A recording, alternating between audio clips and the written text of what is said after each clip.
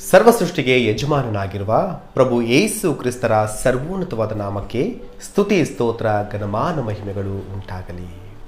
ಕ್ರಿಸ್ತನಲ್ಲಿ ನನ್ನ ಪ್ರೀತಿಯ ದೇವರ ಮಕ್ಕಳೇ, ನಿಮ್ಮೆಲ್ಲರಿಗೂ ಪ್ರಭು ಯೇಸು ಕ್ರಿಸ್ತನ ಹೆಸರಿನಲ್ಲಿ ನನ್ನ ಹೃದಯಪೂರ್ವಕವಾದ ವಂದನೆಗಳನ್ನು ತಿಳಿಯಪಡಿಸುವುದಾಗಿದ್ದೇನೆ. ದೇವಾದಿ ದೇವನಾಗಿರುವ ಪ್ರಭು ಯೇಸು ಕ್ರಿಸ್ತನು ನಿಮ್ಮೆಲ್ಲರನ್ನು ಆಶೀರ್ವದಿಸಿ ಸಮಾಧಾನವನ್ನು, ಅಭಿವೃದ್ಧಿಯನ್ನು, ಆರೋಗ್ಯವನ್ನು ಅನುಗ್ರಹಿಸಲಿ. ಕ್ರಿಸ್ತನಲ್ಲಿ ನನ್ನ ಪ್ರೀತಿಯ ದೇವರ ಮಕ್ಕಳೇ, ಈ ಸಂದೇಶದ ಮೂಲಕವಾಗಿ ಒಂದು ಪ್ರಾಮುಖ್ಯವಾದ ಸಂಗತಿಯನ್ನು ನಾನು ನಿಮ್ಮೊಟ್ಟಿಗೆ ಹಂಚಿಕೊಳ್ಬೇಕೆಂಬುದಾಗಿ ಈ ಸಂದೇಶದ ಮೂಲಕ ನಿಮ್ಮ ಮುಂದೆ ಬರ್ತಾ ಇದ್ದೇನೆ. ಈ ಅವಕಾಶ ಕೊಟ್ಟ ದೇವಾದಿ ದೇವನಾಗಿರುವ ಪ್ರಭು ಯೇಸು ಕ್ರಿಸ್ತನಿಗೆ ಕೃತಜ್ಞತಾ ಸ್ತುತಿಗಳನ್ನು ನಾನು ಸಲ್ಲಿಸುವನಾಗಿದ್ದೇನೆ. ದೇವರ ನಾಮಕ್ಕೆ ಮಹಿಮೆ ಉಂಟಾಗಲಿ. ಪ್ರಿಯರೇ, ನಾವು ಈ ಸಂದೇಶದಲ್ಲಿ ಕೆಲವೊಂದು ಪ್ರಾಮುಖ್ಯವಾದ ಸಂಗತಿಗಳನ್ನು ನಾವು ತಿಳಿದುಕೊಳ್ಳುವಂಥ ಪ್ರಯತ್ನವನ್ನು ಮಾಡೋಣ. ಪ್ರಿಯರೇ, ಸಮಾಜದಲ್ಲಿ ನೋಡುವಾಗ ಯೇಸುಸ್ವಾಮಿಯವರ ಜನನ ದಿನಕ್ಕೆ ಸಂಬಂಧಪಟ್ಟ ಹಾಗೆ ಒಂದು ಪರಿಪೂರ್ಣವಾದ ಮಾಹಿತಿ ಅನ್ನೋದು ಇಲ್ಲ ಪ್ರಿಯರೇ. ಈ ಕಡೆ ಅನ್ಯ ಜನಗಳಿಗೂ ಕೂಡ ಹಾಗೆ ಅನೇಕ ಕ್ರೈಸ್ತರಿಗೂ ಕೂಡ ಯೇಸುಸ್ವಾಮಿಯವರು ಯಾವ ದಿನದಲ್ಲಿ ಜನಿಸಿದರು ಎನ್ನುವಂಥ ವಿಷಯದ ಕುರಿತಾಗಿ ಒಂದು ಗೊಂದಲದ ವಾತಾವರಣನೇ ಸೃಷ್ಟಿಯಾಗಿದೆ. ಅನ್ಯ ಜನರು ಹೇಳ್ತಾರೆ, ಯೇಸು ಕ್ರಿಸ್ತನ ಜನನಕ್ಕೆ ಸಂಬಂಧಪಟ್ಟ ಯಾವ ಮಾಹಿತಿಯನ್ನು ಕೂಡ ಬೈಬಲ್ ಹೇಳೋದಿಲ್ಲ. ಬೈಬಲ್ನಲ್ಲಿ ಯೇಸುಸ್ವಾಮಿ ಯಾವಾಗ ಹುಟ್ಟಿದ್ರು ಎನ್ನುವಂಥ ವಿಷಯದ ಕುರಿತಾಗಿ ಮಾಹಿತಿಯೇ ಇಲ್ಲ ಎಂಬುವಂಥ ವಿಷಯವನ್ನು ಹೇಳ್ತಾರೆ. ಅವ್ರು ಇನ್ನೂ ಹೇಳೋ ವಿಷಯ ಏನಂತ ಹೇಳಿದ್ರೆ, ಬೈಬಲ್ ಯೇಸುಸ್ವಾಮಿಯವರ ಜನನ ದಿನಕ್ಕೆ ಸಂಬಂಧಪಟ್ಟ ಯಾವ ಮಾಹಿತಿಯನ್ನು ಕೊಡ್ತಾ ಇಲ್ಲ. ಅದಕ್ಕೆ ಈ ಕ್ರೈಸ್ತರು ಏನು ಮಾಡಿದ್ರು, ರೋಮನ್ನರ ಸೂರ್ಯದೇವರ ಹಬ್ಬವಾಗಿರುವ ಸೋಲ್ ಇನ್ವಿಕ್ಟಸ್ ಎನ್ನುವಂಥ ಹಬ್ಬವನ್ನು ಡಿಸೆಂಬರ್ 25 ಯೇಸುಸ್ವಾಮಿಯವರ ಜನನ ದಿನ ಅಂತ ಹೇಳಿ ಅದನ್ನು ಕಾಪಿ ಮಾಡಿ ಕ್ರಿಸ್ಮಸ್ ಹಬ್ಬವನ್ನು ಆಚರಿಸಿಕೊಳ್ತಾ ಇದ್ದಾರೆ ಎನ್ನುವಂಥ ವಿಷಯವನ್ನು ಅನ್ಯರು ಇವತ್ತು ಕ್ರೈಸ್ತರ ವಿಷಯವಾಗಿ ಮಾತನಾಡ್ತಾ ಇದ್ದಾರೆ. ಅನ್ಯರು ಹೇಳುವ ಇವರ ಮಾತುಗಳನ್ನು ಕೇಳಿಕೊಂಡು ಕ್ರೈಸ್ತರಲ್ಲಿಯೂ ಕೂಡ ಅನೇಕರು ಇವತ್ತು ಡಿಸೆಂಬರ್ 25 ಯೇಸುಸ್ವಾಮಿಯವರ ಜನನ ದಿನ ಅಲ್ಲ, ಅದು ರೋಮನರ ಸೂರ್ಯದೇವರ ವಿಗ್ರಹಾರಾಧನೆ ಹಬ್ಬವಾಗಿದೆ, ಹಾಗಾಗಿ ನಾವು ಕ್ರಿಸ್ಮಸ್ ಹಬ್ಬವನ್ನು ಆಚರಣೆ ಮಾಡಬಾರ್ದು ಎನ್ನುವಂಥ ವಿಷಯವನ್ನು ಕ್ರೈಸ್ತರಲ್ಲಿ ಕೂಡ ಅನೇಕರು ಇವತ್ತು ಹೇಳ್ತಾ ಇದ್ದಾರೆ. ಹಾಗಾಗಿ ಈ ಸಂದೇಶದ ಮೂಲಕವಾಗಿ ನಾವು ಅಧ್ಯಯನ ಮಾಡೋಣ. ನಿಜಕ್ಕೂ ಅನ್ಯರು ಹೇಳುತ್ತಿರುವ ಹಾಗೆ ರೋಮನ್ನರ ಸೂರ್ಯದೇವರ ಹಬ್ಬವಾಗಿರುವ ಸೋಲ್ ಇನ್ವಿಕ್ಟಸ್ ಎನ್ನುವಂಥ ಹಬ್ಬವನ್ನು ಕ್ರೈಸ್ತರು ಕಾಪಿ ಮಾಡಿ ಕ್ರಿಸ್ಮಸ್ ಎಂಬುದಾಗಿ ಆಚರಣೆ ಮಾಡ್ಕೊಳ್ತಿದ್ದಾರಾ, ಅಥವಾ ಡಿಸೆಂಬರ್ 25 ಕ್ರಿಸ್ಮಸ್ ಹೇಗಾಯಿತು ಎನ್ನುವಂಥ ವಿಷಯವನ್ನು ನಾವು ಧ್ಯಾನ ಮಾಡೋಣ. ಹಾಗೆ ಬೈಬಲ್ ಯೇಸುಸ್ವಾಮಿಯವರು ಯಾವ ದಿನದಲ್ಲಿ ಜನಿಸಿದರು ಎಂಬ ವಿಷಯವಾಗಿ ಏನು ಹೇಳ್ತಾ ಇದೆ, ವಾಕ್ಯಾನುಸಾರವಾಗಿ ಯೇಸುಸ್ವಾಮಿಯವರು ಯಾವಾಗ ಜನಿಸಿದರು ಎನ್ನುವಂಥ ವಿಷಯದ ಕುರಿತಾಗಿ ಕೂಡ ನಾವು ಈ ಸಂದೇಶದಲ್ಲಿ ಧ್ಯಾನ ಮಾಡುವಂಥ ಪ್ರಯತ್ನವನ್ನು ಮಾಡೋಣ. ಮೊದಲನೇದಾಗಿ ಈ ರೋಮನ್ನರ ಸೂರ್ಯದೇವರ ಹಬ್ಬದ ಕುರಿತಾಗಿ ನಾವು ತಿಳಿದುಕೊಳ್ಳುವ ಪ್ರಯತ್ನ ಮಾಡೋಣ. ಪ್ರಿಯರೇ, ಚರಿತ್ರೆಯಲ್ಲಿ ಈ ರೋಮನ್ನರ ಸೂರ್ಯದೇವರ ಹಬ್ಬವನ್ನು ಸೋಲ್ ಇನ್ವಿಕ್ಟಸ್ ಹಬ್ಬ ಎಂಬುದಾಗಿ ಕರೀತಾರೆ, ಅಥವಾ ಸ್ಯಾಟರ್ನೆಲಿಯಾ ಎಂಬುದಾಗಿ ಕರೀತಾರೆ, ಅಥವಾ ಡೈಸ್ ನಟಾಲಿಸ್ ಸೋಲಿಸ್ ಇನ್ವಿಕ್ಟಾ ಎಂಬುದಾಗಿ ಕೂಡ ಈ ಹಬ್ಬವನ್ನು ಕರೀತಾರೆ. ಪ್ರಿಯರೇ, ಈ ಹಬ್ಬ ಚರಿತ್ರೆಯಲ್ಲಿ ಪ್ರಾಮುಖ್ಯವಾಗಿ ಕಾಣಿಸಿಕೊಳ್ಳೋದು ಕ್ರಿಸ್ತಶಕ 170ರಿಂದ ಆಚೆಗೆ ಈ ಹಬ್ಬ ಅನ್ನೋದು ಕಾಣಿಸ್ಕೊಳ್ಳುತ್ತೆ. ಇದನ್ನು ಅವರು ಡಿಸೆಂಬರ್ 17ರಿಂದ ಡಿಸೆಂಬರ್ 23 ತನಕ ಆಚರಣೆ ಮಾಡ್ಕೊಳ್ತಾ ಇದ್ರು.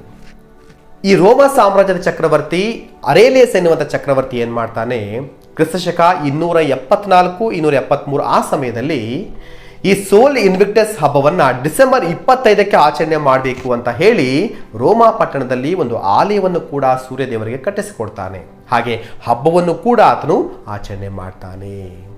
ಅಂದರೆ ಹೆಚ್ಚು ಕಡಿಮೆ ಡಿಸೆಂಬರ್ 17ರಿಂದ ಡಿಸೆಂಬರ್ 25 ತನಕ ಇವರು ಈ ಸೂರ್ಯದೇವರ ಹಬ್ಬವನ್ನು ಆಚರಣೆ ಮಾಡ್ಕೊಳ್ತಾ ಇದ್ರು ಎನ್ನುವಂಥ ವಿಷಯವನ್ನ ಚರಿತ್ರೆ, ರೋಮನ್ನರ ಚರಿತ್ರೆ ನಮಗೆ ಹೇಳುವಂಥದ್ದಾಗಿದೆ.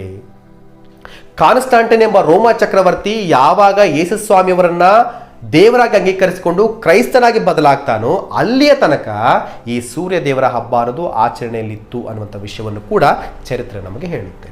ಅನಂತರ ಕಾನ್ಸ್ಟಾಂಟೈನ ನಂತರ ಸೂರ್ಯದೇವರ ಹಬ್ಬ ಅನ್ನೋದು ಚರಿತ್ರೆಯಲ್ಲಿ ಕಾಣಿಸಿಕೊಳ್ಳುವುದಿಲ್ಲ. ಯಾಕಂದ್ರೆ ಈ ಕಾನ್ಸ್ಟಾಂಟೈನ್ ಚಕ್ರವರ್ತಿ ಈ ವಿಗ್ರಹಾರಾಧನೆ ಹಬ್ಬವನ್ನ ಮಾಡಬಾರದು ಎಂಬುದಾಗಿ ಆತನ ಆಜ್ಞಾಪನೆ ಮಾಡ್ತಾನೆ. ಹಾಗೆ ಅದನ್ನ ನಿಲ್ಲಿಸುವಂತ ಪ್ರಯತ್ನ ಕೂಡ ಮಾಡ್ತಾನೆ. ಹಾಗಾಗಿ ಈ ಹಬ್ಬ ಅನ್ನೋದು ಚರಿತ್ರೆಯಲ್ಲಿ ಕಾಣಿಸಿಕೊಳ್ಳುವುದಿಲ್ಲ. ಆದರೆ ಈ ಸೂರ್ಯದೇವರ ಹಬ್ಬ ಚರಿತ್ರೆಯಲ್ಲಿ ಕಾಣಿಸಿಕೊಳ್ಳೋದಕ್ಕಿಂತ ಮುಂಚಿತವಾಗಿಯೇ ಚರ್ಚ್ ಫಾದರ್ಸ್ ಎನಿಸಿಕೊಳ್ಳುವಂತಹ ಕ್ರೈಸ್ತ ಪಂಡಿತರು ಅಥವಾ ಪ್ರಾಮುಖ್ಯವಾದ ವ್ಯಕ್ತಿಗಳು ಏನು ಹೇಳಿದ್ರು ಅಂದ್ರೆ, ಡಿಸೆಂಬರ್ 25 ಯೇಸು ಸ್ವಾಮಿಯವರ ಜನ್ಮದಿನ ಎಂಬುವಂತಹ ವಿಷಯವನ್ನ ಅವರು ಒತ್ತಿ ಹೇಳುವಂತಹ ಪ್ರಯತ್ನ ಮಾಡಿದ್ರು. ಈ ಚರ್ಚ್ ಫಾದರ್ಸ್ ಅನೇಕ ಪುಸ್ತಕಗಳನ್ನು ಬರೆದ್ರು, ಅನೇಕ ಪತ್ರಿಕೆಗಳನ್ನು ಕೂಡ ಬರೆದ್ರು.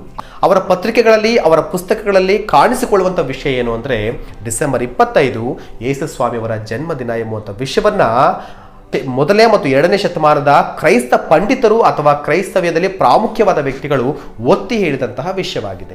ಇವರಲ್ಲಿ ಒಬ್ಬ ಕ್ಲೆಮೆಂಟ್ ಆಗಿರಬಹುದು, ಒಬ್ಬ ಟೆರ್ತುಲಿಯನ್ ಆಗಿರಬಹುದು, ಒಬ್ಬ ಹಿಪ್ಪೋಲಿಟಸ್ ಆಗಿರಬಹುದು, ಅಥವಾ ಒಬ್ಬ ಐರೇನಿಯಸ್ ಆಗಿರಬಹುದು. ಇವರೆಲ್ಲರೂ ಕೂಡ ಒತ್ತಿ ಹೇಳಿದ್ದು ಯೇಸು ಸ್ವಾಮಿಯವರು ಡಿಸೆಂಬರ್ 25ಕ್ಕೆ ಹುಟ್ಟಿದ್ದಾರೆ ಎಂಬುವಂಥ ವಿಷಯವನ್ನ ಅವರು ಒತ್ತಿ ಹೇಳುವಂತ ಪ್ರಯತ್ನ ಮಾಡಿದ್ರು. ಅನಂತರ ಕಾನ್ಸ್ಟಂಟೈನ್ ಚಕ್ರವರ್ತಿ ಯಾವಾಗ ಕ್ರೈಸ್ತನಾಗಿ ಬದಲಾಗ್ತಾನೋ ಆಗ ಆತನು ನಮ್ಮ ರಕ್ಷಕನಾಗಿರುವ ಯೇಸು ಸ್ವಾಮಿಯವರ ಜನ್ಮದಿನವನ್ನ ನಾವು ಆಚರಣೆ ಮಾಡ್ಕೊಳ್ಬೇಕು ಅಂತ ಹೇಳಿ ಕ್ರಿಸ್ತ ಶಕ 336ರಲ್ಲಿ ಆತನು ಎಲ್ಲವನ್ನು ಕೂಡ ಲೆಕ್ಕಾಚಾರ ಮಾಡಿ ಚರ್ಚ್ ಫಾದರ್ಸ್ನ ಮಾತುಗಳನ್ನು ಲೆಕ್ಕಕ್ಕೆ ತೆಗೆದುಕೊಳ್ತಾನೆ. ಹಾಗೆ ಅನೇಕ ವಿಧವಾಗಿ ಆತನು ಆಧಾರಗಳನ್ನು ನೋಡಿ ಡಿಸೆಂಬರ್ 25 ಯೇಸು ಸ್ವಾಮಿಯವರ ಜನ್ಮದಿನ ಅಂತ ಹೇಳಿ ಆವತ್ತು ಕ್ರಿಸ್ತ ಶಕ 336ರಲ್ಲಿ ಮೊದಲ ಬಾರಿಗೆ ಕ್ರಿಸ್ಮಸ್ ಹಬ್ಬವನ್ನ ರೋಮಾ ಸಾಮ್ರಾಜ್ಯದಲ್ಲಿ ಅವರು ಆಚರಿಸಿಕೊಳ್ಳುವಂಥ ಪ್ರಯತ್ನವನ್ನು ಮಾಡ್ತಾರೆ. ಅಲ್ಲಿಂದ ಈಚೆಗೆ ಇದುವರೆಗೂ ಕೂಡ ಡಿಸೆಂಬರ್ 25 ಯೇಸು ಸ್ವಾಮಿಯವರ ಜನ್ಮದಿನ ಅಂತೇಳಿ ಕ್ರಿಸ್ಮಸ್ ಹಬ್ಬವನ್ನ ನಾವೆಲ್ಲರೂ ಕೂಡ ಆಚರಣೆಯನ್ನ ಮಾಡಿಕೊಳ್ತಾ ಇದ್ದೇವೆ. ಇದು ರೋಮನರ ಸೂರ್ಯದೇವರ ಹಬ್ಬ. ಹಾಗೆ ಡಿಸೆಂಬರ್ 25 ಕ್ರಿಸ್ಮಸ್ ಹಬ್ಬ ಹೇಗಾಯಿತು ಅನ್ನೋ ವಿಷಯಕ್ಕೆ ಸಂಬಂಧಪಟ್ಟ ಚರಿತ್ರೆ ಹೇಳುವಂತಹ ವಿಷಯಗಳು. ಅಷ್ಟೇ ಹೊರತು ರೋಮನರ ಸೂರ್ಯದೇವರ ಹಬ್ಬವಾಗಿರುವ ಸೋಲ್ ಇನ್ವಿಕ್ಟಸ್ ಹಬ್ಬವನ್ನ ಕ್ರೈಸ್ತರು ಕಾಪಿ ಮಾಡಿ ಕ್ರಿಸ್ಮಸ್ ಹಬ್ಬವನ್ನು ಆಚರಿಸ್ತಾ ಇಲ್ಲ ಅನ್ನೋದನ್ನ ನಾವಿಲ್ಲಿ ಪ್ರಾಮುಖ್ಯವಾಗಿ ಗಮನಿಸಬೇಕಾಗಿರುವಂಥ ವಿಷಯ. ಅದಕ್ಕೆ ನಾನು ಈ ಚರಿತ್ರೆಯನ್ನ ನಿಮ್ಮ ಮುಂದೆ ಇಡುವಂಥ ಪ್ರಯತ್ನ ಮಾಡ್ತಿದ್ದೇನೆ. ಇಲ್ಲಿ ಯೇಸು ಸ್ವಾಮಿಯವರು ಡಿಸೆಂಬರ್ 25 ಜನಿಸಿಲ್ವಾ ಅನ್ನುವಂಥ ವಿಷಯದ ಕುರಿತಾಗಿ ನಾವು ಮುಂದೆ ಮಾತಾಡ್ಕೊಳ್ಳುವಂಥ ಪ್ರಯತ್ನ ಮಾಡೋಣ. ನಾನು ಇಷ್ಟು ವಿಷಯ ಯಾಕೆ ಹೇಳಿದೆ ಅಂದರೆ, ರೋಮನರ ಸೂರ್ಯದೇವರ ಹಬ್ಬವನ್ನು ಕ್ರೈಸ್ತರು ಕಾಪಿ ಮಾಡಲಿಲ್ಲ ಅನ್ನೋದಕ್ಕೆ ನಾನು ಚರಿತ್ರೆಯ ಮೂಲಕವಾಗಿ ನಿಮಗೆ ಸಾಕ್ಷಿಯನ್ನು ಕೊಡುವ ಪ್ರಯತ್ನವನ್ನು ಮಾಡ್ತಾ ಇದ್ದೇನೆ. ರೈಟ್, ದೇವರ ನಾಮಕ್ಕೆ ಮಹಿಮೆ ಉಂಟಾಗಲಿ. ಈಗ ನಾವು ಬೈಬಲ್ನ ಆಧಾರದಲ್ಲಿ ಯೇಸು ಸ್ವಾಮಿಯವರು ಯಾವಾಗ ಜನಿಸಿದ್ರು ಎನ್ನುವಂಥ ವಿಷಯವನ್ನು ನಾವು ಬೈಬಲ್ನ ಮೂಲಕವಾಗಿ ನಾವು ಧ್ಯಾನ ಮಾಡುವಂಥ ಪ್ರಯತ್ನ ಮಾಡೋಣ.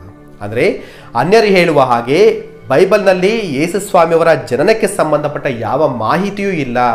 ಬೈಬಲ್ ಯೇಸು ಸ್ವಾಮಿಯವರ ಜನನ ದಿನಕ್ಕೆ ಸಂಬಂಧಪಟ್ಟ ಹಾಗೆ ಏನೂ ಹೇಳೋದಿಲ್ಲ ಎಂಬುದಾಗಿ ಹೇಳ್ತಿದ್ದಾರಲ್ವಾ. ನಾವು ಬೈಬಲ್ ಒಳಗೆ ಹೋಗಿ ನೋಡೋಣ.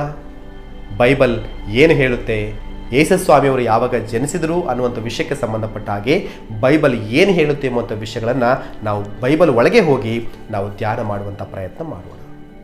ಕ್ರಿಸ್ತನಲ್ಲಿ ನನ್ನ ಪ್ರೀತಿಯ ದೇವರ ಮಕ್ಕಳೇ, ನಾವು ಹೊಸ ಒಡಂಬಡಿಕೆಯಲ್ಲಿ 4 ಸುವಾರ್ತೆಗಳನ್ನು ನೋಡ್ತೇವೆ. ಒಂದು ಮತ್ತಾಯ, ಮಾರ್ಕ, ಲೂಕ, ಯೋಹಾನ. ಈ 4 ಜನರು ಕೂಡ ಯೇಸು ಸ್ವಾಮಿಯವರ ಜೀವನ ಚರಿತ್ರೆಯನ್ನು ಸುವಾರ್ತೆಗಳಾಗಿ ಅವರು ಬರೆಯುವಂಥ ಪ್ರಯತ್ನ ಮಾಡಿದರು. ಅದರಲ್ಲಿ ಲೂಕಾರವರು ಒಬ್ಬ ವೈದ್ಯನಾಗಿದ್ದ, ಹಾಗೆ ಚರಿತ್ರೆಗಾರನೂ ಕೂಡ ಆಗಿದ್ದ ಪ್ರಿಯರೇ. ಈ ಚರಿತ್ರೆಗಾರನಾಗಿದ್ದ ಈ ಲೂಕಾರವರು ಯೇಸು ಸ್ವಾಮಿಯವರ ಜೀವನ ಚರಿತ್ರೆಯನ್ನು ಸುವಾರ್ತೆಯಾಗಿ ಅವರು ಬರೀತಾರೆ ಪ್ರಿಯರೇ. ಈ ಲೂಕಾರವರು ಯೇಸು ಸ್ವಾಮಿಯವರ ಜನನದ ವರ್ಷದ ಕುರಿತಾಗಿಯೂ ಕೂಡ ಆಧಾರವನ್ನು ಕೊಡ್ತಾರೆ, ಹಾಗೆ ಅವರು ಜನನ ದಿನದ ಕುರಿತಾಗಿಯೂ ಕೂಡ ಆಧಾರವನ್ನು ಕೊಡ್ತಾರೆ.